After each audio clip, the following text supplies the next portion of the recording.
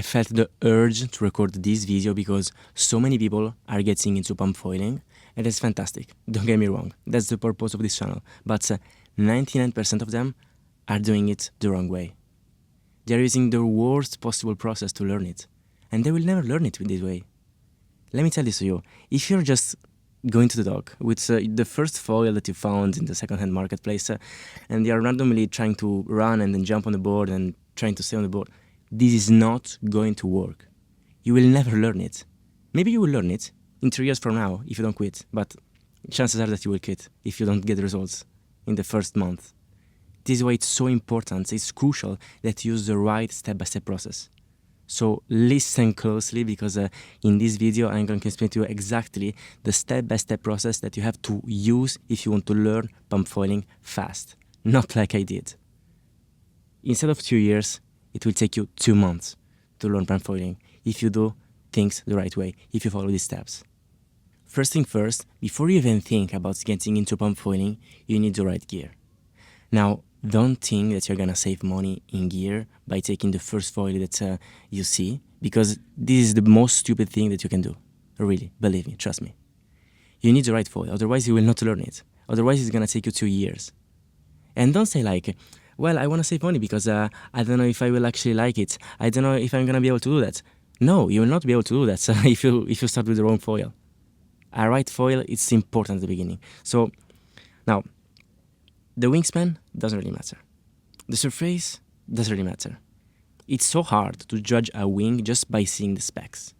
But if you really want a parameter that you have to look at to kind of understand whether that wing is good or not to pump foil, to learn pump foiling, that's the volume. Because that includes the thickness and the surface.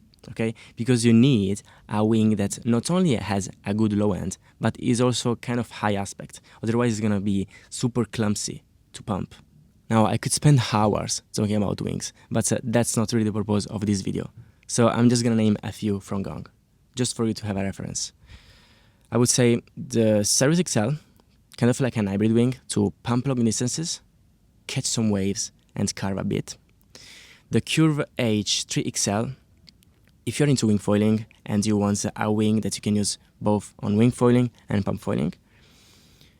The Curve H XXL, if you're lighter or you want something more playful or you have a little bit of experience. And the Sirus XXL, if you're heavier or you really want to pump longer distances. Okay, you ordered your gear and you're waiting for it to arrive. What are you doing in the meantime? You're watching my videos, you're reading the pump foil guide, and you're stretching. Mobility is crucial, not only for dock starting, not only for drop starting, not only for everything, even for the pumping movements. Having a good mobility is so important, so you have to start stretching right now. I've made a full guide that you can check by clicking right here somewhere. Okay, now if you really want to learn pump foiling, we have to disassemble the movement, okay? And the first thing to learn is the feet placement. How you learn that, how you practice that, by taking your board and putting it on a couch or on a buzz ball and jumping on it. You have to practice on land if you really want to get the feet placement right consistently. At this point, you should kind of know what's going to be the dock we're going to practice in. Are you going to practice from a low dock or a high dock? You have to know it, because if you will practice from a low dock, you will use the normal dock start, and to practice on land, you will have to place your board on the couch and to jump on it. If, on the other hand, you will practice from a high dock, so the drop start, you want to place your board on the floor on a buzz ball, and you want to jump from a chair on the board, or simply from behind the board on the board.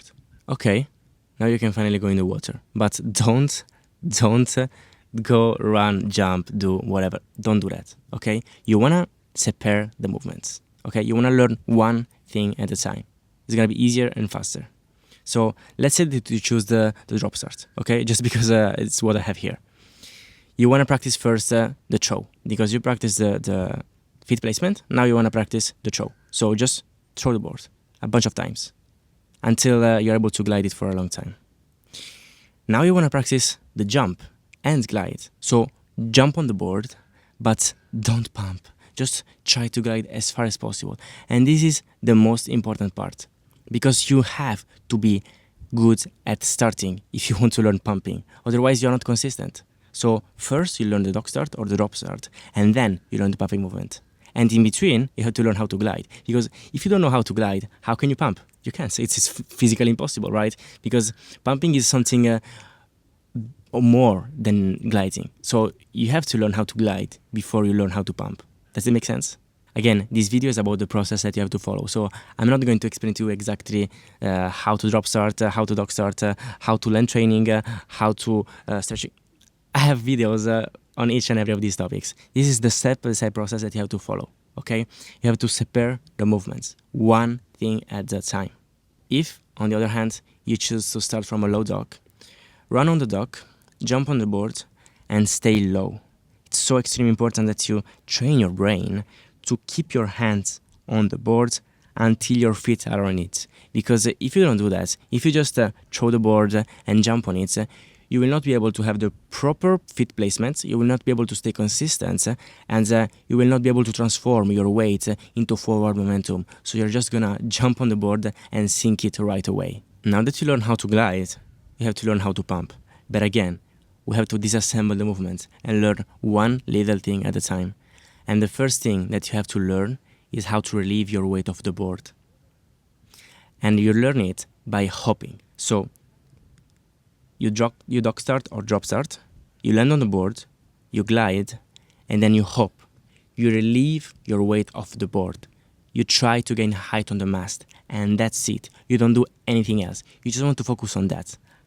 A lot of times, you have to be efficient with that. It's not a jump, it's a hop. You just want to relieve your weight. You want to go weightless. You want to disappear for a second.